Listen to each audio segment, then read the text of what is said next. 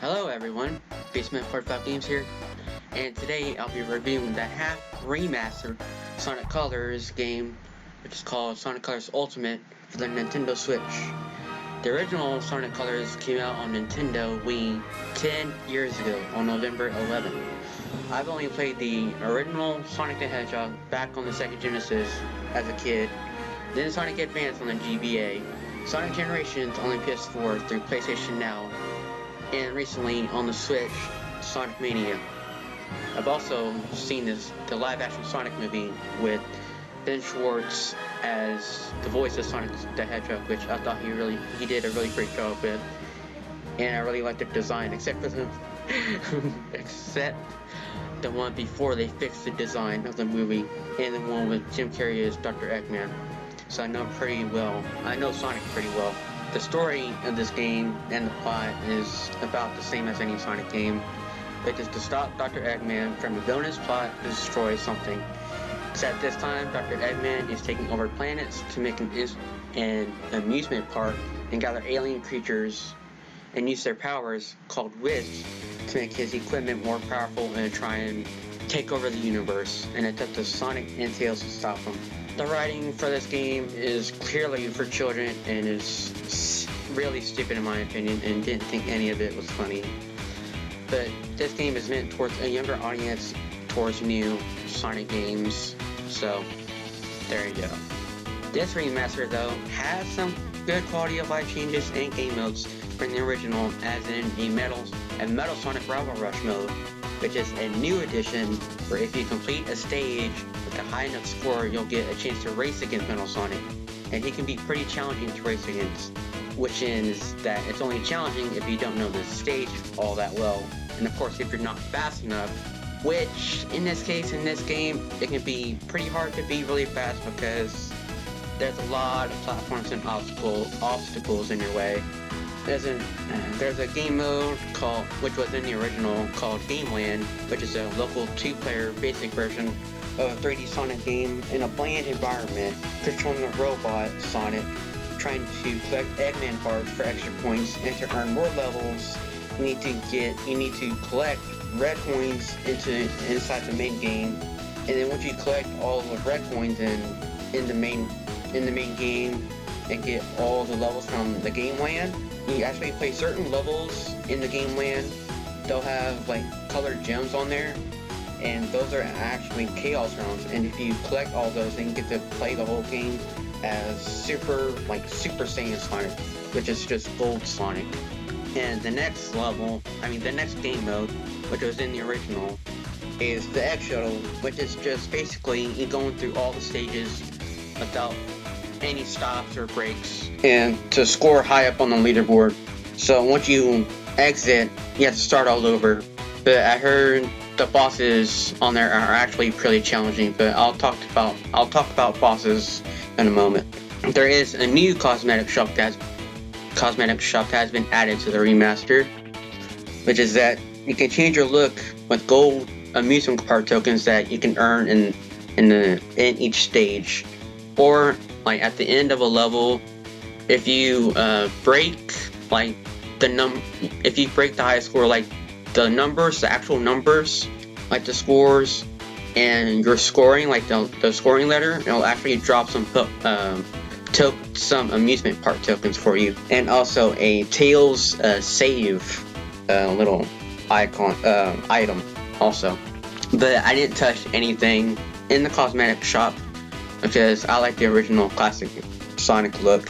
But you can only change Sonic's aura, speed trail, gloves, and boots. There's also a new Tails item in each stage to get Tails as a checkpoint. Like if you fall off the stage, Tails will come and get you like really fast, and you can just resume your playthrough without having to start over.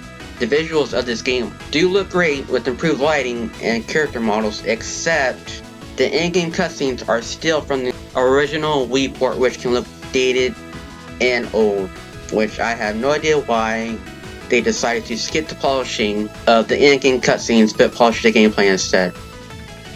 Now, the Nintendo Switch version only performs at 30 frames per second instead of 60 frames per second. unlike the other consoles, which also perform at 60 frames per second. But honestly, I can't tell the difference between the two anyway. Like, I can't feel the difference or see the difference, so 30, 60, it doesn't really matter for me. Also, there is a long loading time for each time you start a new stage, but it's actually faster when you just restart the stage or die in a stage. It'll just boot up really fast. It's only when you start a new stage. I enjoyed the speed boost of some of the stages that didn't have as much platforming sections in the way, but it just felt actually good to be the blue blur without having to slow down, like running into all these platforms, having to use a power up and all that other stuff.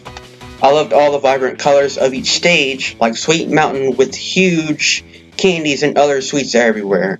Starlight Carnival, which is a really good looking and can be kind of trippy looking stage with all the visuals and spaceships and stuff everywhere, running on a rainbow road and skydiving. And another stage I enjoyed was the Asteroid Coaster, where you can ride a roller coaster made of dragon bones and you can dash through asteroids. How awesome is that? And you can run around on a planet on its rings, like you can run around on the planet Saturn, do speed circles all around Saturn. How cool is that? As you've seen from my first impressions of this video, of this game, it's on my YouTube video, which is of my first impressions playing this game, and I've also live streamed it, which is my Twitch is twitch.tv/Beastman45games, and I beat the game last week. Now that this video is posted, I beat it last Saturday, which is a really short game, only 5 to 6 hours. I do have problems with the gameplay though, which are that I don't like how to use a power-up just to boost my speed. It's Sonic, he shouldn't need a speed boost. The walking or running animation can look a bit stiff with him shaking side to side, but other than that, it looks pretty smooth and fluid. I thought there were problems with some of the Wisps, aka power-ups, like the Laser Wisp, which you can dash straight through enemies or go diagonal to get collectibles, but I found it kind of hard to aim diagonally. To see the line, kind of hard to see the line because there'll be like little platforms and boxes that'll be like diagonal, like in like a diagonal shape, going up across in like a diagonal shape, which of course that's a sign for you to go diagonally, or you can wall jump, but the wall jump is pretty stupid in this game, and I've died plenty of times trying to wall jump. The next power up I've had a problem with is the Rocket Wisp, which I thought was useless in some stages because you just go straight up into the air and then dive back down. The only time it is useful is when you're in the aquarium level, which is it's just really all underwater, and I do not like that stage because it's just all slow. I don't know how anybody goes fast in that stage. I have no idea why. I have no idea how.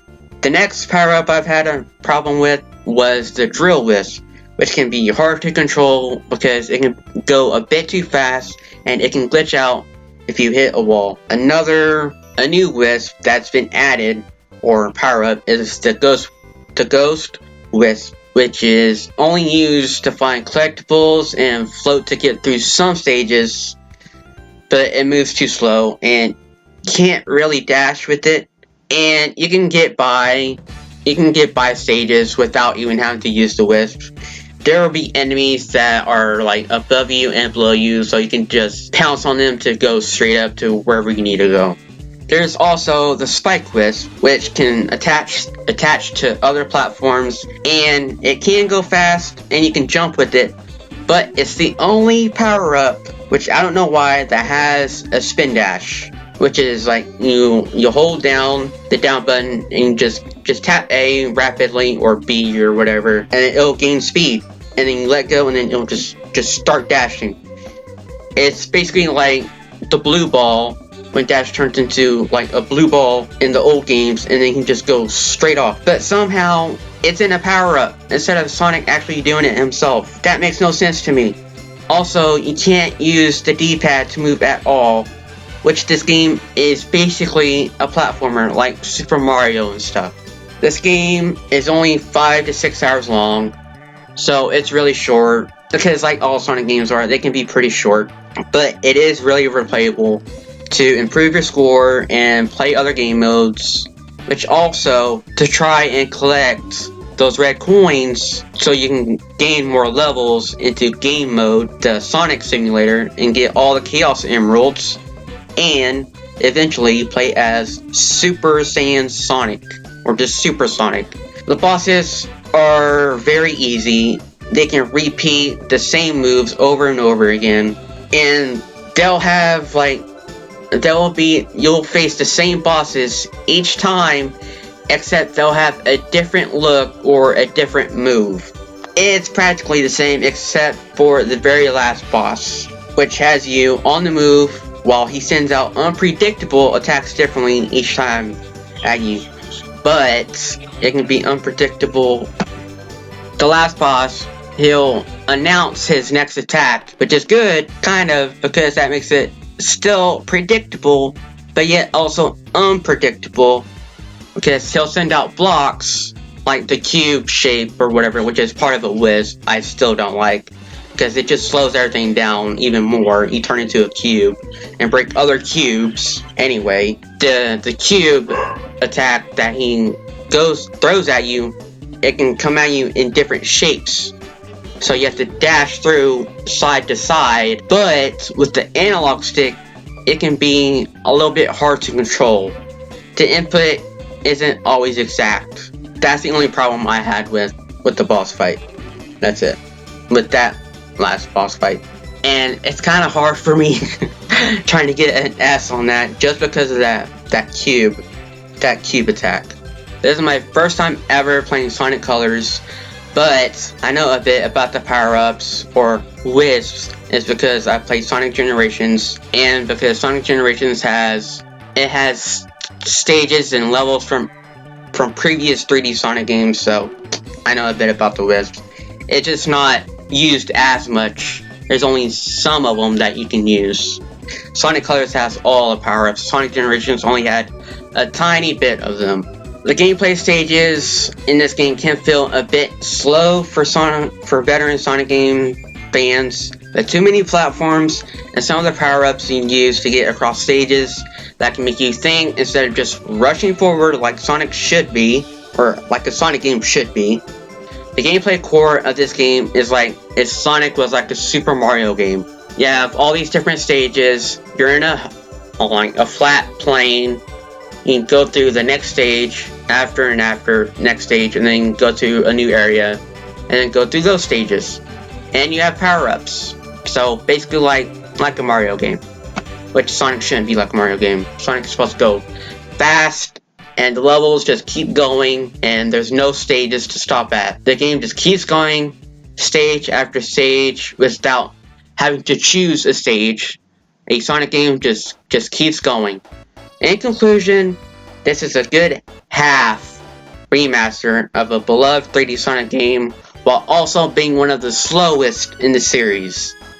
I would say this is the best 3D Sonic game for casual and new players on the Switch right now to buy. I would just avoid veteran players to get this game, as it's not as fluid as the older Sonic games were and always will be. I just have one minor complaint. Just one, is that why isn't Sonic celebrating with eating chili dogs at the end with Tails?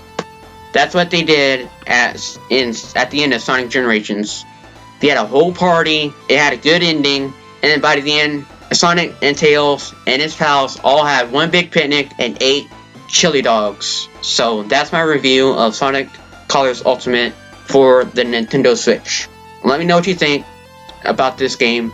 If you played it or enjoyed it, let me know what you think about my very first game review. And I will speak to you all later. Please be sure to like, comment, and subscribe, and what you like about this review. Thank you. Peace out.